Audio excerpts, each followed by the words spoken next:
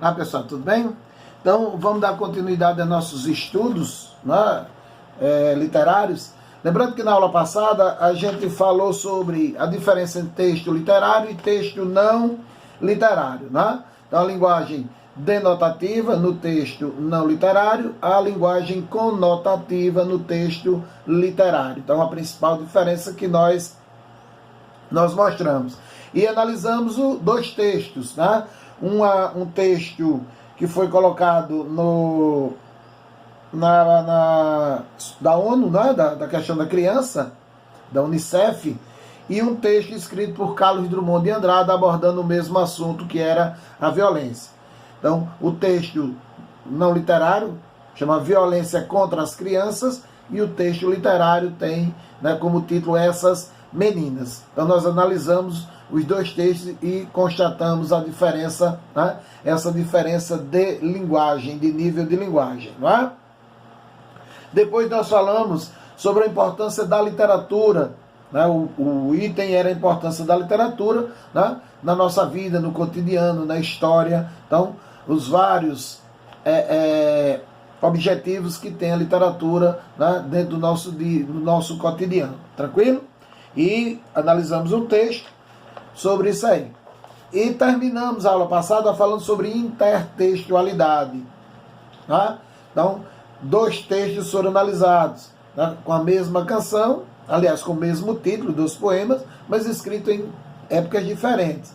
Foi a Canção do Exílio, escrita em 1843, por Gonçalves Dias, quando ele estava cursando Direito em Coimbra, lá em Portugal. E a Canção do Exílio, escrita por Murilo Mendes, já lá nos meados do século XX, tá certo? Então vejam, um texto do século XIX e outro texto do século XX abordando o mesmo tema, a Canção do Exílio, né? Então há uma intertextualidade entre eles, né? E apresentamos os principais tipos, né? As principais formas de intertextualidade, né? Que são a paráfrase, a citação, a epígrafe e a paródia, tá certo? Então são os quatro principais tipos de intertextualidade que nós vamos encontrar na nossa literatura. Então, a aula de hoje vai abordar a questão das escolas literárias e estilos individuais. Então, o que são essas escolas literárias? Tá certo? Conjunto de normas, de procedimentos que são tomados por a comunidade intelectual naquele período ou dentro de um determinado período. Ok? O nosso livro dá um exemplo bem interessante, que ele fala da sala de aula. Ele diz assim: em uma sala de aula existem muitos alunos. Então veja, eu tenho um contexto maior, a sala de aula, e eu tenho vários alunos dentro daquela sala de aula. Aí ele diz assim: todos são diferentes uns dos outros. No entanto, alguns aspectos comuns podem ser percebidos. Quais são eles? Eles têm aulas com os mesmos professores, nos mesmos horários, vestem-se de maneiras mais ou menos parecidas. Com os escritores acontece algo semelhante.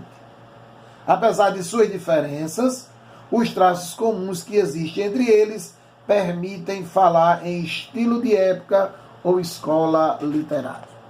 Então, as pessoas são diferentes, obviamente, os autores, né?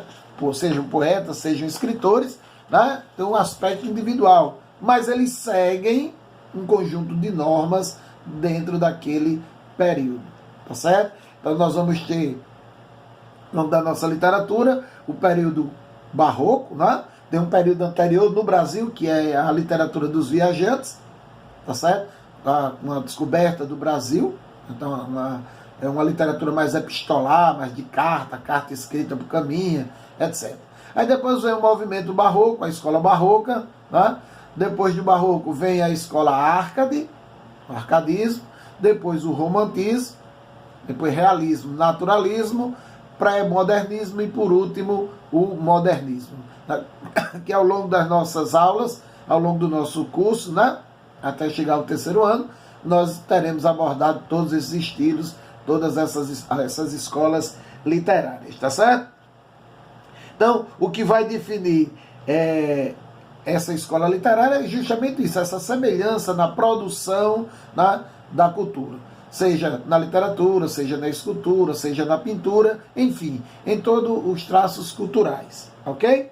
E ele começa, o texto começa montando aí pra gente, para analisar 2 poemas que vão tratar do mesmo assunto, tá certo? Isso é justamente a questão que é feita, né? Diz assim: na história da literatura ocidental, alguns temas são constantes, aparecendo em todas as épocas. O poema de Leminski, né? Paulo Leminski, e o poema de Castro Alves tratam de um mesmo tema, que é, tá certo? Então, qual é o tema comum aos 2 autores?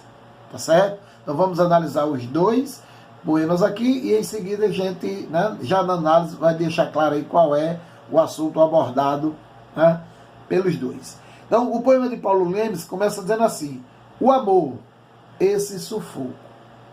Olha aí. O amor, esse sufoco. O título do texto de Castro Alves é Amar e Ser Amado. Tá vendo? Então, qual é a temática aí comum? O amor. Tá certo? O amor vai ser a temática abordada nos 2 textos. Tá certo? Agora, como esse amor é abordado? Isso é o que é mais importante. Veja a abordagem, como o amor, o tema amor é apresentado. Paulo Leminski diz assim, ó: o amor, esse sufoco. Agora há pouco era muito. Agora apenas um sopro. Então veja que nessa estrofe há uma certa contradição, há um certo conflito, há uma certa desavença amorosa. Por quê? Porque ele está dizendo que amor, esse sufoco. Algo sufocante não é algo bom. Você está sufocado, você está agoniado, como a gente diz, né? Você está aperreado, estressado. Então não é algo bom, tá certo? Naquele momento. E ele diz, agora há pouco era muito, agora um sopro, tá certo? Apenas um sopro. Ou seja, algo passageiro, algo transitório, algo conflituoso. Então o amor, segundo Paulo Leminski, tem altos e baixos. Ora você está sufocado, ora você está mais leve, está suave. Então essa abordagem, que é uma abordagem mais moderna. A segunda estrofe diz: troço de louco. Olha aí um certo desprezo, o troço, algo de louco. Corações trocando rosas e sopros. Trocando rosas, olha a parte bonita, amena, né? Então a parte carinhosa, afetiva, e olha a parte brutal, violenta, de conflito, o soco, né? Então trocando rosas e soco. Então veja que o poema modernista, ele é mais real, ele trata o tema de uma maneira mais real, de uma maneira mais concreta, tá certo? Uma visão mais objetiva. Nós sabemos que o relacionamento amoroso nem sempre ocorre às mil maravilhas. Então, ora você está bem, o relacionamento está indo muito bem, ora vem os percalços, né, do convívio do dia a dia. Então, o poema realista vai mostrar isso aí. Tá? Então, ora muito, ora pouco, ora você está bem, ora você não está bem. Tá certo? Então daí você tem que saber administrar, né? A própria Bíblia diz que uma mulher sábia, ela edifica o casamento. O que é o casamento, pessoal? Um relacionamento. Tá certo? Então é saber administrar essas horas conturbadas e aproveitar essas horas alegres, né? Essas horas de convívio comum. Então, o tema moderno, o assunto trabalhado no modernismo, vai ser mais ou menos por aí. Nós vamos estudar ao longo, né, das nossas aulas. Agora, olha como vai ser tratado pelo romântico. Ele diz amar e ser amado. O título já tira o conflito.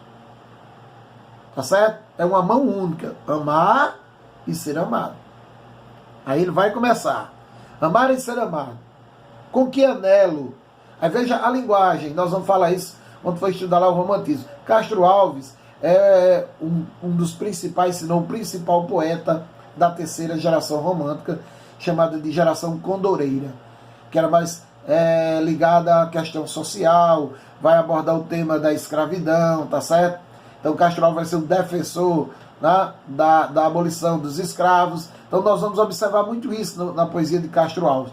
Também a religiosidade, né? Ela é muito presente, né? Deus, ó Deus, onde estás que não responde? Então nós vamos perceber que na poesia de Castro Alves há muita religiosidade, há muita temerança a Deus, né? Então, como ele faz parte do movimento romântico, então o romantismo, o tratamento romântico era mais ameno, era mais idealizado, era mais subjetivo, era mais imaginado, diferente do modernismo, que era mais real, que era mais objetivo, que era mais concreto. Tá certo, pessoal? Então veja, amar e ser amado, com que anelo, né? Então já é uma linguagem mais rebuscada, que vai ser utilizada, que vai ser uma das características do movimento subsequente, que é o realismo, ok? Então, professor, o que é anelo? Vocês que estão acompanhando aí no material, embaixo tem um vocabulário. Desejo intenso, tá certo? Eles amaram e ser amado. Com que desejo intenso, com que intensidade, ó. Com quanto ardor este adorado sonho acalentei em meu delírio ardente. Por essas doces noites de desvelo, de carinho extremo.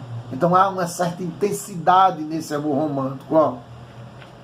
Ser amado por ti, o teu alento, abafejar-me a abrasadora fronte. Então, um beijo soprando na fronte, né? Então, aquele ardor, aquele furor do amor, né? Da entrega total ao ser amado, né? Então, você amar e ser amado, né? Em teus olhos mirar-me meu pensamento, sentir em mim tua alma, ter só vida, para tão puro e celeste sentimento. Então, não há conflito aí, veja que é um amor dedicado, é um amor único, é um amor perfeito, é um amor idealizado. Vê nossa vida quais dos mansos rios, juntos se perderem-se no oceano. Beijar teus dedos em delírio insano, nossas almas unidas, nosso alento. Confundindo também amante, amado, como um anjo feliz. Que pensamentos! Tá certo? Então, as próprias músicas românticas hoje, né, ela fala nisso, amar e ser amado. Então, quando nós tivermos as aulas presenciais, você pode pegar umas músicas dessas aí, né, até em sala e fazer, olha, né? Esses cantores românticos, eles vão trabalhar esse tema do amor. Não só o amor conflitante, como o amor idealizado, o amor romântico. Não o amor moderno, o amor romântico. Então, pessoal, a abordagem, o assunto é o mesmo, mas você observa que há tendências diferentes, há abordagens diferentes, tá certo? Porque, embora o assunto seja o mesmo, o estilo de época é diferente. Um estilo é romântico, outro estilo é moderno, tá certo? Então, a pergunta do texto ele diz: a história da literatura ocidental, alguns temas são constantes, aparecendo em todas as épocas. O poema de Leminski e o poema de Castro Alves tratam do mesmo tema, que é a letra A, a morte, letra B, a religiosidade, letra C, o medo de viver, letra D, a glória artística e letra E, a relação amorosa. Está aí a nossa alternativa boa, a relação amorosa, não é isso? Então, no modernismo mais conflitante, tá certo? Mais concreta, mais objetiva, lá no romantismo mais idealizada, né? Mais abstrata, mais subjetiva. Tranquilo, meus queridos alunos? Então, aí vem mais uma definição a respeito, né, do que são escolas e estilos, que eles vão voltar à imagem que já usamos dos alunos em uma sala de aula. Apesar das semelhanças que indicamos, existem diferenças entre elas. Então, cada estudante tem sua particularidade, sua maneira de agir, sua personalidade. O mesmo ocorre em uma escola literária, ou estilo literário. Apesar dos traços comuns que existem entre os autores, cada um deles é único em sua expressividade. Tá certo? E vem dois textos agora, também de períodos diferentes, mas não poemas. Agora já são, né, romances. O primeiro texto tirado, né, do romance Iracema, né, e o outro texto tirado de Memórias de um Sargento de Melícia, de Manuel Antônio de Almeida, né?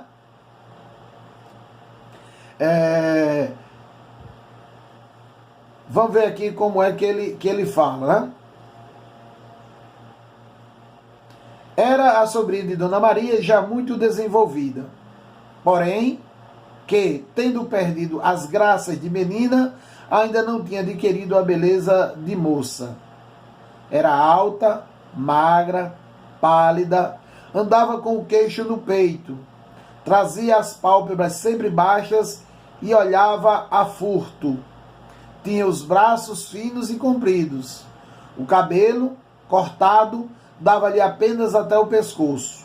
E como andava mal penteada e trazia a cabeça sempre baixa, uma grande porção lhe caía sobre a testa e olhos, como uma viseira.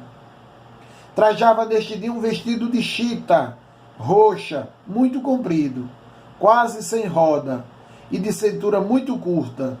Tinha ao pescoço um lenço encarnado de alcobaça. Então, preste atenção, pessoal, que esse texto aí ele vai descrever a figura feminina. Você vai imaginar a figura feminina. Então, como é que você cria essa imagem? Olha lá na produção de texto, a descrição. Tá certo? Então, como é que eu vou imaginar essa moça, né? Essa já não é mais uma menina moça, que eles que ela perde os traços de menina, mas ainda não adquiriu, tá certo? A beleza de moça. Né? Logo no início ele diz, né? Era sobrinha de Dona Maria, já muito desenvolvida, porém que tendo perdido as graças de menina, já não era uma criança, ainda não tinha adquirido a beleza de moça. Aí começa a descrição. Era alta, magra, pálida, né? Uma palidez aí, ó. Andava com o queixo enterrado no peito, um cabisbaixo. Então não tinha essa elegância, né? Essa questão da beleza, do torpe, né? Então não era algo muito vistoso. Agora, olha a descrição do segundo texto, de José de Alencar. Além, muito além daquela serra, que ainda azula no horizonte, nasceu Iracema. Então, você já vai imaginando a serra azulada. Olha como o ambiente já é outro. A beleza da natureza já vai se fazer presente. Tá certo? Aí vem a descrição da mulher. Iracema, a virgem dos lábios de mel. Eu ouvi falar de pureza. Virgindade é sinônimo de pureza. Né? Ainda pura, ainda bela. Né? Olha aí a doce, né? A questão da doçura, o mel. Né? E não é um mel qualquer. Presta atenção, a virgem dos lábios de mel, que tem os cabelos mais negros que a asa da graúna e mais longos que seu talhe de palmeira. Então a graúna, né, é uma ave, pessoal, né, eu acho que vocês conhecem, uma informação extratextual, né, a pena dela é bem pretinha, quase azul marinho. Então você imagine a cor do cabelo de Iracema, a doçura, a virgem dos lábios de mel. Olha como essa descrição é idealizada, tá certo? Como ela é mostrada de uma maneira bem subjetiva, bem surreal, tá? O favo da jati não era doce como seu sorriso, nem a baunilha recendia no bosque com o seu hálito perfumado. Então, veja que aí vai tendo essa sinestesia, né? A mistura de percepções pelo olfato, pelo tato, né? pela visão, tá certo? Então, pela audição, tá certo? Então, quando você começa a captar as imagens pelos elementos sensoriais, isso é uma figura de linguagem chamada de sinestesia. Então, o sabor, o paladar, tá certo? O cheiro da baunilha, né? O olfato, né? O brilho, a visão, e por aí vai. Mais rápida que a ema selvagem, a morena virgem corria o sertão e as matas do Ipu, onde campeava a sua guerreira tribo da grande nação tabajara. O pé grácil, nu, mal roçando, alisava apenas a verde pelúcia que vestia a terra com as primeiras águas. Então, olha como a beleza de Iracema contrasta com, digamos assim, a certa rusticidade da primeira descrição. A primeira mulher, a primeira personagem é descrita de uma maneira mais rústica, tá certo? De uma maneira mais real, mais próxima da realidade. Já Iracema não. Iracema já é vista com outros olhos, tá certo? Com uma certa subjetividade. Então, olha, né? Apesar do assunto, da abordagem ser o mesmo, você tem, tá certo, visões diferentes na descrição. Que essa é a pergunta, né? Os trechos reproduzidos apresentam um aspecto incomum, já que em ambos, aí vem a resposta, a letra C, ocorre a descrição de uma figura feminina. Então, a resposta correta aí é a letra C. Né? E a questão número 2 diz assim: as características da figura feminina são distintas em cada um dos textos. Indique essa diferença. Nós já comentamos na hora que estávamos analisando o texto. A figura da sobrinha de Dona Maria já é uma figura mais real, já é uma figura mais próxima da nossa realidade, do concreto, do objetivo. Já a figura de Iracema não, é mais subjetiva, é mais idealizada, tá certo? Ela é mais abstrata, digamos assim. Então, uma está descrição no campo da realidade, o outro está no campo da idealização. Tá? Então, basicamente, essa é a diferença aí, tá? Na questão número 2. Tranquilo, pessoal? Então, fica para a nossa próxima aula o assunto como ler as imagens. Agora a gente vai sair da literatura e entrar na pintura. Tá certo? Tem um quadro aí de Sandro Botticelli, O Nascimento de Vênus. Então, além das explicações, nós vamos fazer alguns comentários na nossa próxima aula e corrigir os exercícios seguintes. Tranquilo? Então, espero que tenham gostado, que façam os exercícios e na próxima aula nós daremos continuidade a nossos estudos literários, ok? Então, até o nosso próximo encontro.